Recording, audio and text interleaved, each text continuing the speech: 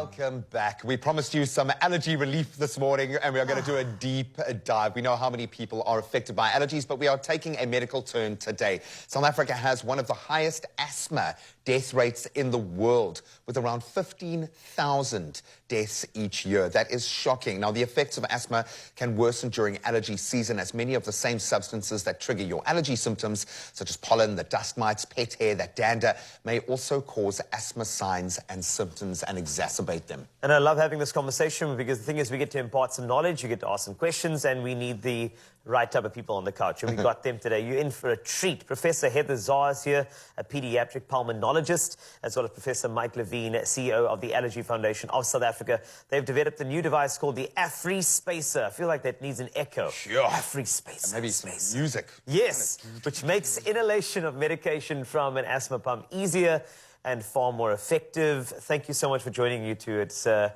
really important thing. If you look at those asthma rates, we need to bring those down, but education is the only way forward, definitely. Welcome.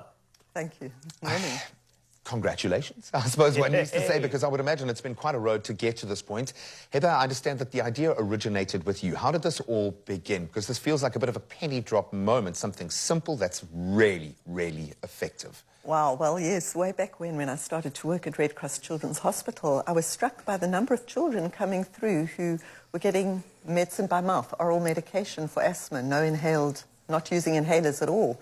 And one of the main reasons was the spacer, which we'll explain allows the medicine to get into the lungs very well, was very expensive and unaffordable. Okay. So I was sitting there watching all these children come, and I thought, what can we do? And I started to work on a bottle spacer, and we also looked at a polystyrene cup as an option. Wow. And we ended up doing a whole lot of studies, sophisticated clinical studies, studies looking at how much medicine actually gets into the lungs.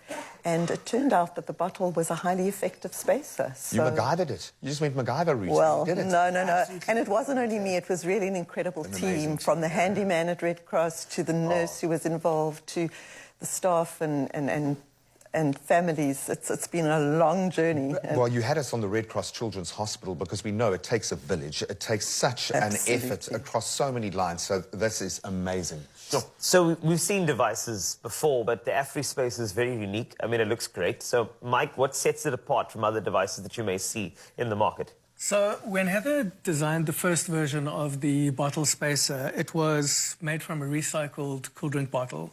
And it was really cool. She came up with some great ideas to burn a hole in the bottle, in the base. But one of the big problems was that it wasn't something that was scalable. It wasn't something that was able to be produced en masse. And the other problem with the first version of the bottle spacer was it didn't have a valve.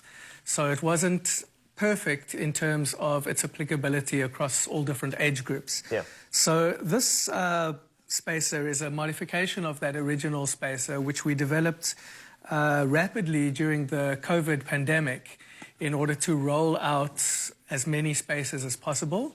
We wanted to avoid people having to go for nebulized therapy and spread the virus across in emergency rooms, etc. So we designed a way of mass-producing these by modifying the blow molding technique to make the bottle in the first place. We've got an orifice over here that fits the spacers perfectly. It's got little ridges on it so that it fits smoothly and easily and firmly. And then the major innovation is this little clip-on, clip-off two-way valve, which allows you to breathe the air in from the bottle, and when you exhale for that to come out, this little exhaust valve on the side, so it doesn't push all the medication out, so that kids can just breathe normally in and out through this device and get all the medication into their lungs. It's not that intimidating because it's a bottle. Yeah, for sure. I think that's the great of the psychology of the design, is that it's not going to cause too much of a, oh, what is that now? I mean, it's a bottle. You drink water from it or juice. And as a young child, it's great. Also, on top of the valve, I saw a little detail over there as well. Is that my South African, like almost like a South African flag? Yeah, we put the South African flag vegetation on the front. Yeah, I can't believe you noticed that. I love attention to detail, and I'm very proud. He's one of the most South African people that I think we've ever met. I absolutely love... No, dude, I think there is something... This doesn't feel medical. This feels more socio-economic. This feels like an answer to a section of society that has been kind of left out.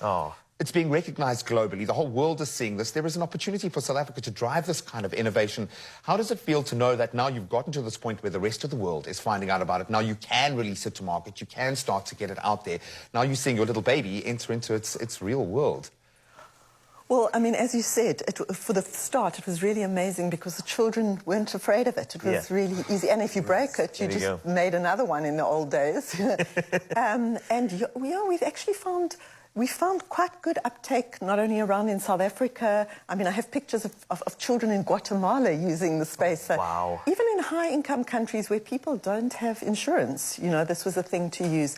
So it was great to see this being taken up, and it was great for the first time seeing state-of-the-art good asthma treatment being available to children in all circumstances. And I think that was the philosophy of, and it's really great now to see that it's being mass-produced and potentially, you know, much more widely available. This is amazing. You don't understand. I mean, maybe you've been so close to this for so long that maybe the impact is a little bit lost on you. But for us to see this come into our space, to see the simplicity of it, but what it meets, the challenge that it meets and answers is incredible. Well done. We're not going to let them go anywhere. I want to know a little bit more about how that guy works, and we are doing a deep dive into allergy season at the moment. I know a lot of people suffering. Help is at hand. Stick around. Thank you so much, gentlemen. It's time to, of course, celebrate once again and reminisce on our father figures. Let's get into it.